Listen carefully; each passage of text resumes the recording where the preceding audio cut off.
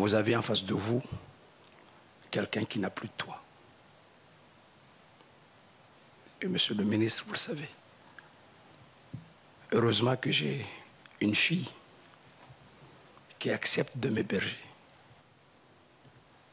Ma vie s'est arrêtée. Je n'ai plus de perspective. Malgré cette loi qu'on va peut-être faire, qu'on va voter, mais on ne voit pas l'horizon. Tout est détruit. Toute une vie, en quelques minutes, s'est envolée. Quelle réponse, monsieur le ministre, vous me donnez à moi et aux autres pour qu'ils aient de l'espoir, pour qu'ils puissent demain refaire leur vie? On a perdu effectivement du matériel. On essaye de construire du matériel. Mais nos âmes, nous, le traumatisme que nous avons,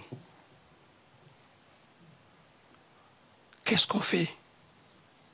On parle argent, c'est bien, on parle construction, c'est bien. Mais nous, les êtres humains, qu'est-ce qu'on fait? Moi, je sais, face à une telle catastrophe, la réaction d'un État, elle peut être plus ou moins efficace, mais elle ne peut pas répondre à des questions très personnelles et très intimes, que d'ailleurs, d'une certaine manière, le sénateur vient de résumer.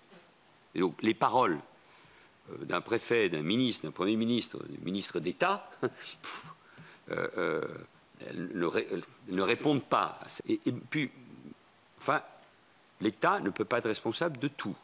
On ne peut pas me demander que les maires assument toutes les responsabilités et que moi je constate que parfois les responsabilités n'ont pas été assumées par les maires.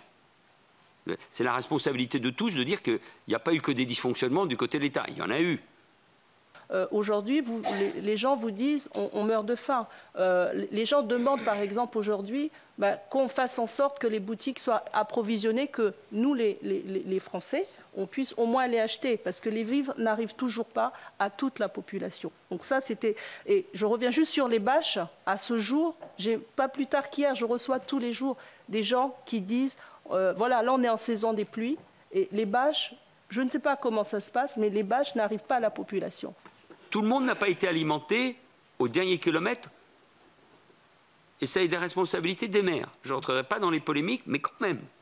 Ce n'est pas le préfet, encore moins le ministre, qui va distribuer au pied de la maison. Hein. Donc, on peut parfaitement analyser, regarder ce qui n'a pas marché. Moi, je pense qu'il faut toujours des retours d'expérience. L'État n'a rien à craindre de ce point de vue-là, au contraire. L'urgence aujourd'hui, c'est les Mahorais qui ont, moi je dirais 90% des maisons, vous l'avez vu monsieur le ministre, sont sans toiture. Ces Mahorais aujourd'hui attendent de l'aide pour reconstruire, au moins remettre leur toit. Quand vous dites il va y avoir un prêt à un PGE, d'accord, mais n'oublions pas qu'à Mayotte, comme vous l'avez dit, il y a un problème foncier, toutes ces maisons qui n'ont pas de toit, n'avaient pas d'assurance. Pourquoi? Parce qu'il n'y avait pas de titre dessus. Et aucun banquier ne va prêter à quelqu'un, même si aucun banquier ne va prêter. Voilà. Si vous me le dites, moi je veux bien, mais je n'ai jamais vu un banquier moi je veux bien le... Voilà. Mais... Je vous confirme, les banques prêteront, même s'il n'y a pas de titre. C'est le dispositif qu'on a mis en place. Et on doit arriver à toucher les gens, parce que à Mayotte, on n'est pas dans un département particulier. Beaucoup de gens ne lisent pas. Beaucoup de gens ne lisent pas le français. Beaucoup de gens ne s'expriment pas en français. Donc il faut, et je parle de nos compatriotes aussi. Donc il faut qu'on arrive au maximum, au plus près, pour que ce dispositif touche les gens le plus rapidement possible. Pour que les gens aient, monsieur le sénateur, un minimum de sentiment que l'espoir est possible. Mais ce sentiment que vous exprimez, cher Saïd, il va rester longtemps. Parce que vous exprimez, vous êtes un sénateur, vous êtes un élu de la République, et malgré ce que vous exprimez, Vous êtes un responsable politique et public, donc vous savez qu'on peut faire des choses. Mais là, le temps, là-bas, il se compte en heures. Pour l'article 10, moi aussi, je ne suis pas convaincue. Donc, voilà. Pour information, dans 2 jours, Mayotte, il va y avoir une manifestation des Mahorais contre cet article. Je ne sais pas si vous le savez, Monsieur le ministre. Voilà, il va y avoir une grande manifestation contre cet article. Pourquoi? Lorsque le cyclone a rasé tous les bidonvilles, malheureusement, c'est vrai, on s'est dit, tiens, c'est l'occasion de remettre les choses en ordre. Et voilà, on espérait qu'en fait, voilà, on va remettre les choses en ordre. Or, on a laissé faire la reconstruction, des bidonvilles aux yeux de tout le monde. Hein. Moi, je l'ai vécu.